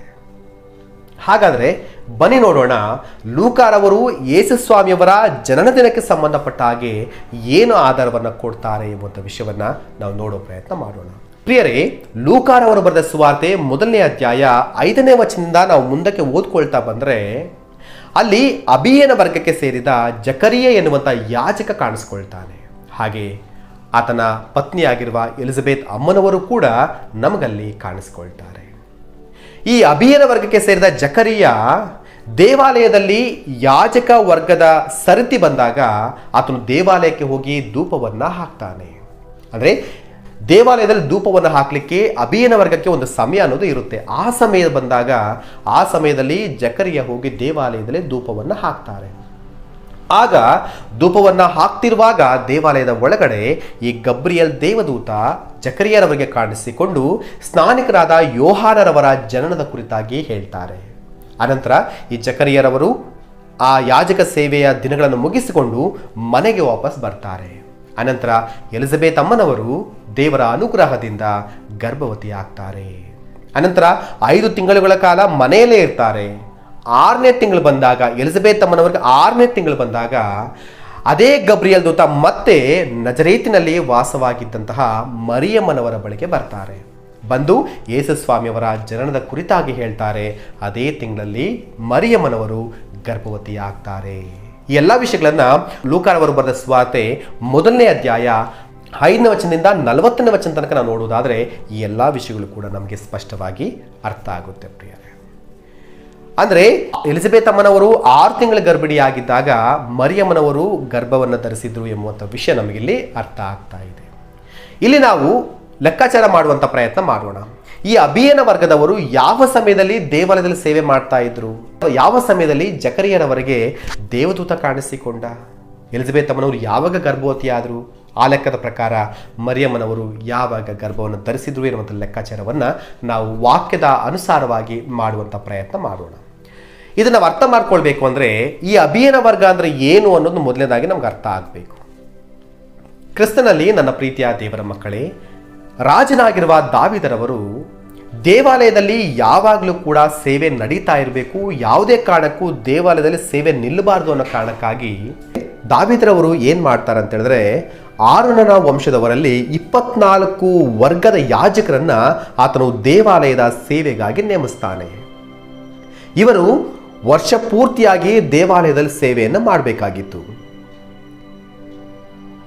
ಸಬ್ಬತ್ ದಿನದ ಮೊದಲನೇ ದಿನದಲ್ಲಿ ಅವರ ಸೇವೆ ಅನ್ನೋದು ಪ್ರಾರಂಭವಾಗುತ್ತೆ, ಮತ್ತೆ ಮುಂದಿನ ಸಬ್ಬತ್ ದಿನದಲ್ಲಿ ಅವರ ಸೇವೆ ಅನ್ನೋದು ಮುಕ್ತಾಯ ಅನ್ನೋದು ಆಗುತ್ತೆ. ಹೀಗೆ ಆಯಾ ವರ್ಗದವರು ಅವರವರ ಕಾಲಗಳಲ್ಲಿ ಬಂದು ದೇವಾಲಯದಲ್ಲಿ ಸೇವೆಯನ್ನು ಮಾಡಬೇಕಾಗಿತ್ತು. ಇದನ್ನು ನಾವು 1 ಪೂರ್ವಕಾಲ ವೃತ್ತಾಂತ 24ನೇ ಅಧ್ಯಾಯದಲ್ಲಿ ಈ ವಿಷಯಗಳನ್ನು ನಾವು ನೋಡ್ಬೋದು ಪ್ರಿಯರೇ. ಅಲ್ಲಿ 1 ಪೂರ್ವಕಾಲ ವೃತ್ತಾಂತ 24ನೇ ಅಧ್ಯಾಯ 7ರಿಂದ 19 ವಚನಗಳು ನೋಡುವಾಗ ಈ 24 ವರ್ಗದ ಯಾಜಕರು ಯಾರು ಎನ್ನುವಂಥ ವಿಷಯ ಅನ್ನೋದು ನಮ್ಗೆ ಅಲ್ಲಿ ಕಾಣುತ್ತೆ. ಅದರಲ್ಲಿ 11ನೇ ವಚನವನ್ನು ನೋಡುವಾಗ 11ನೇ ವಚನ ಹೇಳುತ್ತೆ, 8ನೇ ವರ್ಗದವರಾಗಿ ಅಬಿಯನ ಗೋತ್ರಕ್ಕೆ ಸೇರಿದವರು ಬಂದು ಏನು ಮಾಡಬೇಕಾಗಿತ್ತು, ದೇವಾಲಯದಲ್ಲಿ ಯಾಜಕ ಸೇವೆಯನ್ನು ಮಾಡಬೇಕಾಗಿತ್ತು ಎನ್ನುವಂಥ ವಿಷಯವನ್ನ ಆ 11ನೇ ವಚನ ಅನ್ನೋದು ನಮಗೆ ಸ್ಪಷ್ಟವಾಗಿ ಹೇಳುತ್ತೆ ಪ್ರಿಯರೇ. ಅಂದರೆ ಅಬಿಯನ ಗೋತ್ರಕ್ಕೆ ಸೇರಿದ ಯಾಜಕರು ಎಷ್ಟನೇ ವರ್ಗದಲ್ಲಿ ಬರಬೇಕಂದ್ರೆ 8ನೇ ವರ್ಗದಲ್ಲಿ ಬಂದು ದೇವಾಲಯದಲ್ಲಿ ಸೇವೆಯನ್ನು ಮಾಡಬೇಕಾಗಿತ್ತು. ರೈಟ್. ಈಗ ಅವರು ಯಾವಾಗ ದೇವಾಲಯದಲ್ಲಿ ಸೇವೆ ಮಾಡಬೇಕು ಅನ್ನೋದು ನಾವು ತಿಳ್ಕೊಳ್ಬೇಕು ಅಂದರೆ ಹಿಬ್ರಿಯ ಕ್ಯಾಲೆಂಡರ್ ಬಗ್ಗೆ ಸ್ವಲ್ಪ ನಾವು ಮಾಹಿತಿಯನ್ನು ತಿಳ್ಕೊಳ್ಬೇಕು ಪ್ರಿಯರೇ. ಹಿಬ್ರಿಯ ಕ್ಯಾಲೆಂಡರ್ ಅನ್ನೋದು ಚಂದ್ರನ ಆಧಾರದ ಮೇಲೆ ನಿರ್ಮಿತವಾಗಿರುವಂಥ ಒಂದು ಕ್ಯಾಲೆಂಡರ್. ಇದರಲ್ಲಿ 12 ತಿಂಗಳನ್ನೋದು ಬರುತ್ತೆ. ಹೆಚ್ಚು ಕಡಿಮೆ ಪ್ರತಿ ತಿಂಗಳು ಕೂಡ 29 ದಿವಸ ಅಥವಾ 30 ದಿವಸಗಳು ಬರುತ್ತೆ. ವರ್ಷದಲ್ಲಿ 354ರಿಂದ 356 ದಿನಗಳು ಅವರ ಕ್ಯಾಲೆಂಡರ್ನಲ್ಲಿ ಕಾಣಿಸ್ಕೊಳ್ಳುತ್ತೆ. ಅಂದರೆ 51 ವಾರಗಳನ್ನು ಹಿಬ್ರಿಯ ಕ್ಯಾಲೆಂಡರ್ನಲ್ಲಿ ನಾವು ನೋಡ್ಬೋದು ಪ್ರಿಯರೇ. ಪ್ರತಿ ವರ್ಗದ ಯಾಜಕರು ಕೂಡ ಸಬ್ಬತ್ ದಿನದಲ್ಲಿ ಅವರ ಸೇವೆ ಪ್ರಾರಂಭ ಆಗ್ತದೆ, ಮತ್ತೆ ಮುಂದಿನ ಸಬ್ಬತ್ ದಿನದಲ್ಲಿ ಅವರ ಸೇವೆ ಮುಕ್ತಾಯ ಆಗುತ್ತೆ ಅಂತ ನೋಡಿದ್ವಲ್ವಾ. ಈ ಒಂದು ವಿಷಯವನ್ನ 2 ಪೂರ್ವಕಾಲ ವೃತ್ತಾಂತ 23ನೇ ಅಧ್ಯಾಯ 8ನೇ ವಚನದಲ್ಲಿ ನಾವು ಈ ವಿಷಯವನ್ನು ಗಮನಿಸಬಹುದು ಪ್ರಿಯರೇ. 8ನೇ ವರ್ಗದವರಾದ ಅಬಿಯನ ವರ್ಗದವರು ವರ್ಷದಲ್ಲಿ ಯಾವ್ಯಾವ ಸಮಯದಲ್ಲಿ ದೇವಾಲಯದಲ್ಲಿ ಬಂದು ಸೇವೆ ಮಾಡ್ತಾ ಇದ್ರು ಎನ್ನುವಂಥ ವಿಷಯವನ್ನ ನಾವು ಲೆಕ್ಕಾಚಾರ ಮಾಡುವ ಪ್ರಯತ್ನ ಮಾಡೋಣ. ವರ್ಷದಲ್ಲಿ 51 ವಾರಗಳು ಬರುತ್ತಲ್ವಾ. 24 ವರ್ಗದ ಯಾಜಕರು ವರ್ಷದಲ್ಲಿ 2 ಬಾರಿ ಬಂದು ಸೇವೆಯನ್ನು ಸಲ್ಲಿಸಬೇಕಾಗಿತ್ತು. ಅದೇ ಇವ್ರ ಕ್ಯಾಲೆಂಡರ್ ಪ್ರಕಾರವಾಗಿ 51 ವಾರಗಳು ಬರುತ್ತೆ. ಈ 51 ವಾರಗಳಲ್ಲಿ 24 ವರ್ಗದ ಯಾಜಕರು 2 ಬಾರಿ, ವರ್ಷದಲ್ಲಿ 2 ಬಾರಿ ಬಂದು ದೇವಾಲಯದಲ್ಲಿ ಸೇವೆಯನ್ನು ಸಲ್ಲಿಸಬೇಕಾಗಿತ್ತು. ಅಲ್ಲಿಗೆ 24 48 ವಾರಗಳನ್ನೋದು ಪೂರ್ತಿಯಾಗುತ್ತೆ. ಇನ್ನು 3 ವಾರಗಳು ಬಂದು ಇಸ್ರಾಯೇಲರು ವರ್ಷದಲ್ಲಿ 3 ಬಾರಿ ಜಾತ್ರೆಗಳನ್ನು ಮಾಡ್ತಾ ಇದ್ವು. ಈ 3 ವಾರಗಳು ಈ ಹಬ್ಬಗಳಿಗೆ ಹೊರಟೋಗುತ್ತೆ. ಆ ಸಮಯದಲ್ಲಿ ಎಲ್ಲ ಯಾಜಕರು ಬಂದು ಸೇವೆಯನ್ನು ಸಲ್ಲಿಸ್ತಾ ಇದ್ದಿದ್ದರಿಂದ ಈ 3 ವಾರಗಳನ್ನು ಲೆಕ್ಕಕ್ಕೆ ತೆಗೆದುಕೊಳ್ತಾ ಇರಲಿಲ್ಲ. ಹಾಗಾಗಿ 48 ವಾರಗಳು ಅಂತ ಹೇಳಿದ್ರೆ ಪ್ರತಿ ಯಾಜಕನು ಕೂಡ ವರ್ಷದಲ್ಲಿ 2 ಬಾರಿ ಬಂದು ದೇವಾಲಯದಲ್ಲಿ ಸೇವೆಯನ್ನು ಸಲ್ಲಿಸಬೇಕಾಗಿತ್ತು. ರೈಟ್. ಈಗ ನಾವು ಈ ಅಭಿಯನ ವರ್ಗದವರು ಯಾವ ವಾರದಲ್ಲಿ ಬಂದು ಸೇವೆಯನ್ನು ಸಲ್ಲಿಸ್ತಾ ಇದ್ರು ಎನ್ನುವಂಥ ವಿಷಯವನ್ನ ನಾವೀಗ ನೋಡುವಂಥ ಪ್ರಯತ್ನ ಮಾಡೋಣ. ಹಿಬ್ರಿಯ ಕ್ಯಾಲೆಂಡರ್ ಪ್ರಕಾರವಾಗಿ ಮೊದಲ ತಿಂಗಳಾಗಿರುವ ನೀಸಾನ್ ಮಾಸದಲ್ಲಿ 4 ವಾರ ಬರುತ್ತೆ. ಅದರಲ್ಲಿ 3 ವರ್ಗದ ಯಾಜಕರು ಬಂದು 3 ವಾರ ಸೇವೆಯನ್ನು ಸಲ್ಲಿಸ್ತಾರೆ. ಮತ್ತೊಂದು ವಾರ ಅಲ್ಲಿ ಹುಳಿಯಿಲ್ಲದ ರೊಟ್ಟಿಗಳ ಹಬ್ಬ ಬರುತ್ತಲ್ವಾ. ಈ ಹಬ್ಬದಲ್ಲಿ ಎಲ್ಲಾ ಯಾಜಕರು ಬಂದು ಸೇವೆಯನ್ನು ಮಾಡ್ತಾರೆ. ಇದು ಲೆಕ್ಕಕ್ಕೆ ತೆಗೆದುಕೊಳ್ಳೋದಿಲ್ಲ ಅವರು. ಹಾಗಾಗಿ ಮೊದಲ ತಿಂಗಳ ನೀಸಾನ್ ಮಾಸದಲ್ಲಿ 3 ವರ್ಗದ ಯಾಜಕರು ಬಂದು ಸೇವೆಯನ್ನು ಸಲ್ಲಿಸ್ತಾರೆ. ಇನ್ನು 2ನೇ ತಿಂಗಳಾಗಿರುವಂತಹ ಅಯ್ಯರ್ ತಿಂಗಳಿಗೆ ಬರುವಾಗ ಈ ಅಯ್ಯರ್ ತಿಂಗಳಲ್ಲಿ 4 ವರ್ಗದ ಯಾಜಕರು ಬಂದು ಸೇವೆಯನ್ನು ಮಾಡ್ತಾರೆ. ಅಂದರೆ ಅಲ್ಲಿಗೆ 7 ವರ್ಗದ ಯಾಜಕರ ಸೇವೆ ಅನ್ನೋದು ಮುಕ್ತಾಯ ಆಗುತ್ತೆ. ಈ 3ನೇ ತಿಂಗಳ ಮೊದಲನೇ ವಾರದಲ್ಲಿ ಶೌಟ್ ಹಬ್ಬ ಅನ್ನೋದು ಬರುತ್ತೆ. ಅಂದರೆ ಪೆಂತೆಕೋಸ್ತ್ ಹಬ್ಬ ಅಂತ ಹೇಳ್ತೀವಲ್ವ, ಈ ಹಬ್ಬ ಬರುತ್ತೆ. ಈ ಹಬ್ಬದಲ್ಲಿ ಎಲ್ಲ ಯಾಜಕರು ಕೂಡ ಬಂದು ದೇವಾಲಯದಲ್ಲಿ ಸೇವೆಯನ್ನು ಸಲ್ಲಿಸ್ತಾರೆ. ಇದನ್ನು ಅವರು ಲೆಕ್ಕಕ್ಕೆ ತೆಗೆದುಕೊಳ್ಳೋದಿಲ್ಲ. ಅನಂತರ 3ನೇ ತಿಂಗಳಾಗಿರುವ ಶಿವಾನ್ ತಿಂಗಳ 2ನೇ ವಾರದಲ್ಲಿ 8ನೇ ವರ್ಗದವರಾದ ಅಭಿಯನ ವರ್ಗದವರು ಬಂದು ಏನು ಮಾಡ್ತಾರೆ, ಸೇವೆಯನ್ನು ದೇವಾಲಯದಲ್ಲಿ ಸಲ್ಲಿಸ್ತಾರೆ. ಅಂದರೆ ಅಭಿಯನ ವರ್ಗದವರು ಪ್ರತಿ ವರ್ಷ 10ನೇ ವಾರದಲ್ಲಿ ಬಂದು ದೇವಾಲಯದಲ್ಲಿ ಯಾಜಕ ಸೇವೆಯನ್ನು ನಡೆಸ್ತಾರೆ ಅನ್ನುವಂಥ ವಿಷಯ ಇದರ ಮೂಲಕವಾಗಿ ನಮಗೆ ಸ್ಪಷ್ಟವಾಗಿ ಅರ್ಥ ಆಗುತ್ತೆ ಪ್ರಿಯರೇ. ಪ್ರತಿ ಯಾಜಕನು ಕೂಡ, ಪ್ರತಿ ವರ್ಗದವರು ಕೂಡ ವರ್ಷದಲ್ಲಿ 2 ಬಾರಿ ಸೇವೆಯನ್ನು ಸಲ್ಲಿಸಬೇಕಲ್ವಾ. ಹಾಗಾಗಿ ಮೊದಲ ಟರ್ಮ್ ಯಾವಾಗ ಬರುತ್ತೆ ಅಂತ ಹೇಳಿದ್ರೆ ಪ್ರತಿ ವರ್ಷದ 10ನೇ ವಾರದಲ್ಲಿ ಈ 8ನೇ ವರ್ಗದ ಅಭಿಯನ ವರ್ಗಕ್ಕೆ ಸೇರಿದ ಯಾಜಕರು ದೇವಾಲಯದಲ್ಲಿ ಬಂದು ಸೇವೆಯನ್ನು ಸಲ್ಲಿಸಬೇಕಾಗಿತ್ತು. ಈಗ ಈ ಲೆಕ್ಕದ ಪ್ರಕಾರವಾಗಿ ತೆಗೆದುಕೊಂಡ್ರೆ ಲೂಕಾರವರು ಬರೆದ ಸುವಾರ್ತೆಯಲ್ಲಿ ಜಕರಿಯರವರು ದೇವಾಲಯದಲ್ಲಿ ಹೋಗಿ ಧೂಪವನ್ನು ಹಾಕುವ ಸಮಯ ಯಾವುದಾಗಿತ್ತು ಅಂದರೆ ಈ ಇಬ್ರಿಯ ಕ್ಯಾಲೆಂಡರ್ ಪ್ರಕಾರವಾಗಿ 3ನೇ ತಿಂಗಳ 2ನೇ ವಾರ ಅದಾಗಿತ್ತು ಪ್ರಿಯರೇ. ಅಂದರೆ ಜಕರಿಯರವರು 3ನೇ ತಿಂಗಳಾಗಿರುವ ಶಿವಾನ್ ತಿಂಗಳ 2ನೇ ವಾರದಲ್ಲಿ ದೇವಾಲಯದಲ್ಲಿ ಹೋಗಿ ಧೂಪವನ್ನು ಹಾಕ್ತಾ ಇದ್ರು. ಆ ವಾರದಲ್ಲಿ ಸೇವೆಯನ್ನು ಮಾಡ್ತಾರೆ. ಜಕರಿಯರವರು 2ನೇ ವಾರ ಸೇವೆಯನ್ನು ಮುಗಿಸಿಕೊಂಡು 3ನೇ ವಾರದಲ್ಲಿ ಮನೆಗೆ ಬರ್ತಾರೆ. ಎಲಿಜಬೆತ್ ಅಮ್ಮನವರು 3ನೇ ವಾರದಲ್ಲಿ ಅಥವಾ 4ನೇ ವಾರದಲ್ಲಿ ದೇವರ ಅನುಗ್ರಹದಿಂದ ಗರ್ಭವತಿಯಾಗ್ತಾರೆ ಅನ್ನುವಂಥ ವಿಷಯವನ್ನು ನಾವು ಅರ್ಥ ಮಾಡ್ಕೊಳ್ಬೋದು. ಅಂದರೆ ಇಬ್ರಿಯ ಕ್ಯಾಲೆಂಡರ್ ಪ್ರಕಾರವಾಗಿ 3ನೇ ತಿಂಗಳಾಗಿರುವ ಶಿವಾನ್ ತಿಂಗಳಲ್ಲಿ ಎಲಿಜಬೆತ್ ಅಮ್ಮನವರು ಗರ್ಭವನ್ನು ಧರಿಸಿದ್ರೆ ಅಲ್ಲಿಂದ 6 ತಿಂಗಳ ಲೆಕ್ಕಾಚಾರ ಮಾಡಿದ್ರೆ 6ನೇ ತಿಂಗಳಲ್ವಾ ಮರಿಯಮ್ಮನವರಿಗೆ ಗಬ್ರಿಯಲ್ ದೂತ ಕಾಣಿಸ್ಕೊಂಡಿದ್ದು, ಮರಿಯಮ್ಮನವರು ಗರ್ಭವತಿಯಾಗಿದ್ದು. ಎಲಿಜಬೆತ್ ಅಮ್ಮನವರು 3ನೇ ತಿಂಗಳಲ್ಲಿ ಗರ್ಭವತಿ ಆದರೆ 6ನೇ ತಿಂಗಳು ಎಲ್ಲಿಗೆ ಬರುತ್ತೆ ಅಂತ ಹೇಳಿದ್ರೆ 6ನೇ ತಿಂಗಳು ಯಾವಾಗ ಬರುತ್ತೆ ಅಂದರೆ 3ನೇ ತಿಂಗಳಲ್ಲಿ ಎಲಿಜಬೆತ್ ಅಮ್ಮನವರು ಗರ್ಭವತಿ ಆದರು. 3 ತಿಂಗಳು ಬಿಟ್ಟರೆ 4, 5, 6, 7, 8, 9 ಇಬ್ರಿಯ ಕ್ಯಾಲೆಂಡರ್ ಪ್ರಕಾರವಾಗಿ 9ನೇ ತಿಂಗಳಾಗಿರುವ ಕಿಸ್ಲೇವ್ ಮಾಸದಲ್ಲಿ ಎಲಿಜಬೆತ್ ಅಮ್ಮನವರು 6 ತಿಂಗಳ ಗರ್ಭವತಿಯಾಗಿ ಕಾಣಿಸ್ಕೊಳ್ತಾರೆ. ಅದೇ ಸಮಯದಲ್ಲಿ ಅಲ್ವಾ ಗಬ್ರಿಯಲ್ ದೂತ ಮರಿಯಮ್ಮನವರ ಬಳಿಗೆ ಹೋಗಿ ಯೇಸುಸ್ವಾಮಿಯವರ ಜನನದ ಕುರಿತಾಗಿ ಹೇಳಿದ್ದು. ಅದೇ ಸಮಯದಲ್ಲಿ ಮರಿಯಮ್ಮನವರು ಗರ್ಭವತಿಯಾಗಿದ್ದು. ಅಂದರೆ ಮರಿಯಮ್ಮನವರು ಗರ್ಭವನ್ನು ಧರಿಸಿದ್ದು ಯಾವಾಗ ಅಂತ ಹೇಳಿದ್ರೆ ಇಬ್ರಿಯ ಕ್ಯಾಲೆಂಡರ್ ಪ್ರಕಾರವಾಗಿ 9ನೇ ತಿಂಗಳಾಗಿರುವ ಕಿಸ್ಲೇವ್ ಮಾಸದ 3ನೇ ವಾರ ಅಥವಾ 4ನೇ ವಾರದಲ್ಲಿ ಮರಿಯಮ್ಮನವರು ಗರ್ಭವತಿ ಆಗ್ತಾರೆ. ಅಲ್ಲಿಂದ 9 ತಿಂಗಳ ಲೆಕ್ಕಾಚಾರ ಮಾಡಿದ್ರೆ ಎಲ್ಲಿಗೆ ಬರುತ್ತೆ? 9ನೇ ತಿಂಗಳು ಯಾವುದು? ಕಿಸ್ಲೇವ್ ಮಾಸ. ಅದು ಬಿಟ್ಟರೆ 10, 11, 12, 1, 2, 3, 4, 5, 6 ಇಬ್ರಿಯ ಕ್ಯಾಲೆಂಡರ್ ಪ್ರಕಾರವಾಗಿ 6ನೇ ತಿಂಗಳ ಕೊನೆಯ ವಾರಕ್ಕೆ ಮರಿಯಮ್ಮನವರಿಗೆ 9 ತಿಂಗಳು ಪೂರ್ತಿಯಾಗಿರುತ್ತೆ ಪ್ರಿಯರೇ. ಇಲ್ಲಿ ಒಂದು ವಿಷಯವನ್ನು ಗಮನಿಸಬೇಕು. ಲೂಕ ಬರೆದ ಸುವಾರ್ತೆ 2ನೇ ಅಧ್ಯಾಯದಲ್ಲಿ ನೋಡ್ತೇವೆ ನಾವು ಮರಿಯಮ್ಮನವರು ಪೂರ್ಣ ಗರ್ಭವತಿಯಾಗಿ ದಿನ ತುಂಬಿದ ಮೇಲೆ ಯೇಸುಸ್ವಾಮಿ ಅವರಿಗೆ ಜನ್ಮವನ್ನು ನೀಡಿದ್ರು ಎನ್ನುವಂಥ ವಿಷಯವನ್ನು ನೋಡ್ತೇವೆ ನಾವು ಅಲ್ಲಿ. ಅಂದರೆ ಒಬ್ಬ ಸ್ತ್ರೀ ಪೂರ್ಣ ಗರ್ಭವತಿಯಾಗಿ ಮಗುವನ್ನು ಪಡಿಬೇಕು ಅಂದರೆ 37ರಿಂದ 40 ವಾರಗಳು ಪೂರ್ತಿಯಾಗಿರಬೇಕು. ಅಂದರೆ 9 ತಿಂಗಳು ಪೂರ್ತಿ ಆದಮೇಲೆ 10ನೇ ತಿಂಗಳ ಪ್ರಾರಂಭದಿಂದ 10ನೇ ತಿಂಗಳ ಎಂಡಿಂಗ್ ಒಳಗಾಗಿ ಆ ಸ್ತ್ರೀ ಯಾವಾಗ ಬೇಕಾದರೂ ಮಗುವಿಗೆ ಜನ್ಮವನ್ನು ನೀಡಬಹುದು. ಓಕೆನಾ? ಹೀಗಿರುವಾಗ ಇಬ್ರಿಯ ಕ್ಯಾಲೆಂಡರ್ ಪ್ರಕಾರವಾಗಿ 6ನೇ ತಿಂಗಳಾಗಿರುವ ಎಲೂಲ್ ತಿಂಗಳ ಕೊನೆಯ ವಾರಕ್ಕೆ ಮರಿಯಮ್ಮನವರಿಗೆ 9 ತಿಂಗಳು ಪೂರ್ತಿಯಾದರೆ ಮರಿಯಮ್ಮನವರು ಯೇಸುಸ್ವಾಮಿಗೆ 6ನೇ ತಿಂಗಳ ಕೊನೆಯ ವಾರದಲ್ಲಾಗಿರಬಹುದು ಅಥವಾ 7ನೇ ತಿಂಗಳಾಗಿರುವ ತಿಸ್ರಿ ಮಾಸದಲ್ಲಿ ಯೇಸುಸ್ವಾಮಿ ಅವರಿಗೆ ಮರಿಯಮ್ಮನವರು ಜನ್ಮವನ್ನು ನೀಡಿರ್ತಾರೆ. ಈ ಲೆಕ್ಕದ ಪ್ರಕಾರವಾಗಿ ನಾವು ತೆಗೆದುಕೊಂಡ್ರೆ ಇದು ಈಗ ನಮ್ಮ ಗ್ರೆಗೋರಿಯನ್ ಕ್ಯಾಲೆಂಡರ್ ಪ್ರಕಾರವಾಗಿ ಯಾವ ತಿಂಗಳು ಬರುತ್ತೆ ಅಂತ ನೋಡಿದ್ರೆ ಈ ಹಿಬ್ರಿಯರಿಗೆ ತಿಂಗಳು ಪ್ರಾರಂಭ ಆಗೋದೇ ಮಾರ್ಚ್ ಏಪ್ರಿಲ್ ತಿಂಗಳಲ್ಲಿ. ಅಂದರೆ ನಮಗೆ ಮಾರ್ಚ್ ಏಪ್ರಿಲ್ ತಿಂಗಳು ಬರುವಾಗ ಅವರಿಗೆ ಮೊದಲನೇ ತಿಂಗಳಾಗಿರೋ ನೀಸಾನ್ ಮಾಸ ಅನ್ನೋದು ಪ್ರಾರಂಭ ಆಗುತ್ತೆ. ಅಂದರೆ ಮಾರ್ಚ್ 15ರಿಂದ ಏಪ್ರಿಲ್ 15 ಸರಿ ಸುಮಾರು ಆ ಸಮಯದಲ್ಲಿ ಅವರಿಗೆ ಮೊದಲನೇ ತಿಂಗಳಾಗಿರುವ ನೀಸಾನ್ ಮಾಸ ಅನ್ನೋದು ಪ್ರಾರಂಭ ಆಗುತ್ತೆ.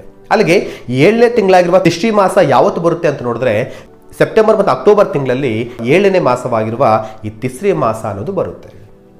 ಅಲ್ಲಿಗೆ ಯೇಸುಸ್ವಾಮಿ ಅವರು ನಮ್ಮ ಕ್ಯಾಲೆಂಡರ್ ಪ್ರಕಾರ ಯಾವಾಗ ಜನಿಸಿದ್ದಾರೆ ಅಂತ ಅಂದರೆ ಸೆಪ್ಟೆಂಬರ್ ತಿಂಗಳ ಕೊನೆಯ ಭಾಗದಲ್ಲಿ ಅಥವಾ ಅಕ್ಟೋಬರ್ ತಿಂಗಳ ಮೊದಲನೇ ವಾರದಲ್ಲಿ ಯೇಸುಸ್ವಾಮಿ ಅವರು ಜನಿಸಿರಬೇಕು ಅನ್ನೋದು ಈ ಲೆಕ್ಕಾಚಾರದ ಪ್ರಕಾರವಾಗಿ ನಮಗೆ ಗೊತ್ತಾಗುವಂಥ ವಿಷಯ. ಓಕೆನಾ? ರೈಟ್.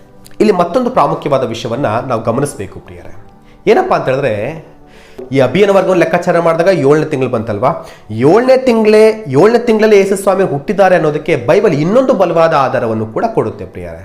ಅದು ಏನಂತ ನಾವು ನೋಡುವುದಾದರೆ ಅಪೊಸ್ತಲರಾಗಿರುವ ಪೌಲರವರು ಕೊಲೊಸ್ಸೆಯವರಿಗೆ ಪತ್ರಿಕೆಯನ್ನು ಬರೀತಾ 2ನೇ ಅಧ್ಯಾಯ 16 ಮತ್ತು 17ನೇ ವಚನಗಳಲ್ಲಿ ಒಂದು ವಿಷಯವನ್ನು ಹೇಳ್ತಾರೆ. ಏನಪ್ಪಾ ಅಂತ ಹೇಳಿದ್ರೆ, ನೀವು ಹಬ್ಬ, ಸಬ್ಬತ್ತು, ಅಮಾವಾಸ್ಯೆಗಳ ವಿಷಯದಲ್ಲಿ ಯಾರೂ ಕೂಡ ನಿಮ್ಮ ಮೇಲೆ ದೋಷಾರೋಪಣೆ ಮಾಡದ ಹಾಗೆ ನೋಡ್ಕೊಳ್ರಿ. ಯಾಕಂದರೆ ಈ ಹಬ್ಬ ಆಗಿರಲಿ, ಸಬ್ಬತ್ತು, ಇವೆಲ್ಲವೂ ಕೂಡ ಯೇಸು ಸ್ವಾಮಿಯವರಿಗೆ ಛಾಯೆಯಾಗಿ ಕೊಡಲ್ಪಟ್ಟಿದೆ.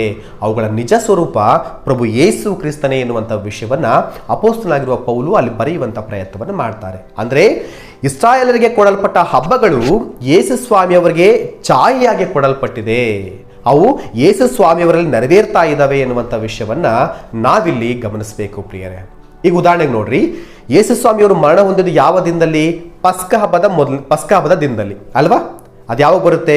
ಮೊದಲ ತಿಂಗಳ 14ನೇ ದಿನದಲ್ಲಿ ಪಸ್ಕ ಹಬ್ಬ ಅನ್ನೋದು ಬರುತ್ತೆ. ಆವಾಗ ಯೇಸು ಸ್ವಾಮಿಯವರು ಮರಣವನ್ನ ಹೊಂದಿದ್ರು. ಅಂದ್ರೆ ಯೇಸು ಸ್ವಾಮಿಯ ಮರಣ ದಿನಕ್ಕೆ ಪಸ್ಕ ಹಬ್ಬವು ಛಾಯೆಯಾಗಿ ಕೊಡಲ್ಪಟ್ಟಿದೆ. ಯೇಸು ಪುನರುತ್ಥಾನ ಯಾವಾಗಾದ್ರು? ಸಬ್ಬತ್ ದಿನ ಆದ್ಮೇಲೆ ಅಲ್ವಾ? ಅಂದ್ರೆ ಪ್ರಥಮ ಫಲ ಎಂಬುದಾಗಿ ಕರಿತೀವಲ್ವಾ? ಆದ್ರೆ ಇಸ್ರಾಯೇಲರಿಗೆ ಪ್ರಥಮ ಫಲದ ಹಬ್ಬ ಅಂತ ಒಂದು ಹಬ್ಬ ಇದೆ. ಈ ಹಬ್ಬದ ದಿನದಲ್ಲೇ ಯೇಸು ಸ್ವಾಮಿಯವರು ಪುನರುತ್ಥಾನ ಅನ್ನೋದು ಆಗಿದ್ದು. ಆ ಪ್ರಥಮ ಫಲದ ಹಬ್ಬ ಅನ್ನೋದು ಯೇಸು ಸ್ವಾಮಿಯವರ ಪುನರುತ್ಥಾನಕ್ಕೆ ಛಾಯೆಯಾಗಿ ಕೊಡಲ್ಪಟ್ಟಿದೆ. ಅನಂತರ ಆ ಪ್ರಥಮ ಫಲ ಹಬ್ಬದಿಂದ 50 ದಿನಕ್ಕೆ ಬರುವಂತ ಹಬ್ಬ ಯಾವುದು? ಪಂಚಶತಾಮ ಹಬ್ಬ, ಅಂದ್ರೆ ಶೌಟ್ ಹಬ್ಬ ಎಂಬುದಾಗಿ ಕರಿತೀವಲ್ವಾ? ಈ ಹಬ್ಬದಲ್ಲಿ ಏನ್ ನಡೆಯುತ್ತೆ? ದೇವರಾತ್ಮನು ಪರಲೋಕದಿಂದ ಭೂಮಿಗೆ ಬರುವಂತ ಕಾರ್ಯ ಅನ್ನೋದು ನಡೆಯುತ್ತೆ.